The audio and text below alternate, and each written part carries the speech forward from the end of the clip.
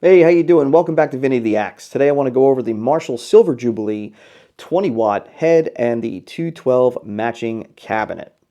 So, did I make a mistake by buying this amplifier and cabinet? Yes and no. So, the mistake. Had I not bought this head and cabinet, I probably was not going to have it in my head to sell some of my other amplifiers. So, positive. The amp sounds awesome. It's the first time I've owned an amplifier that I like both channels. Usually when I buy an amplifier that has two channels, I usually like one channel over the other. I usually use pedals to compensate for that. But with this amplifier, I like both. So, negative is coming from a guy that likes to use pedals. I don't like pedals in front of this amp. I think that it sounds awesome plugged straight in. Now, I do have a couple of pedals in the loop. I have a reverb and a delay. The Strymon Flint and the Keeley Halo in the loop. Other than that, I tried a bunch of overdrive pedals in the front. I just think it takes away from the sound of the amplifier. I think it sounds that good. The drive sounds that good and the clean sound that good. I think adding something just takes away. Now, I will say I have not tried a Tube Screamer clone in front of it yet. I might try that as like a little bit of a boost on the overdrive side, or maybe some bluesy kind of stuff on the clean side.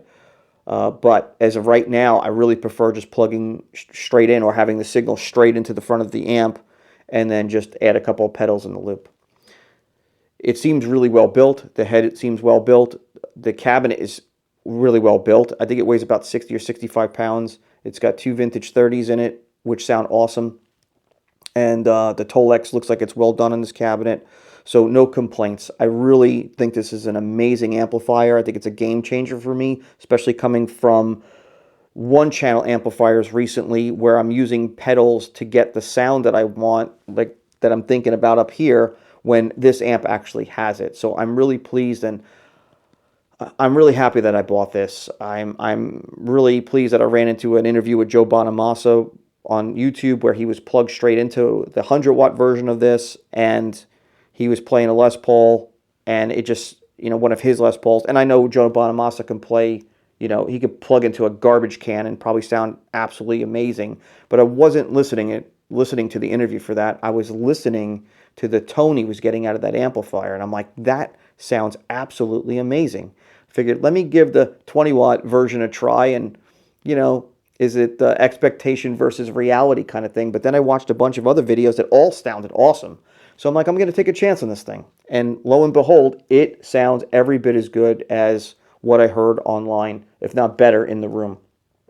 So I filmed me just noodling around with some different guitars on it in the 20-watt mode. The volume was quite low because I didn't want to blast out the microphone in the camera. And this way you could hear what it sounds like in the room. But I am super pleased with this thing.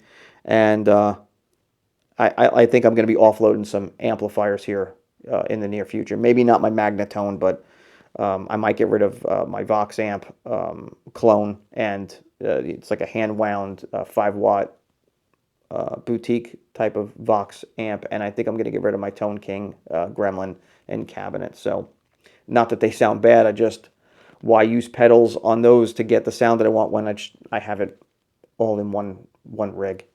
So anyway,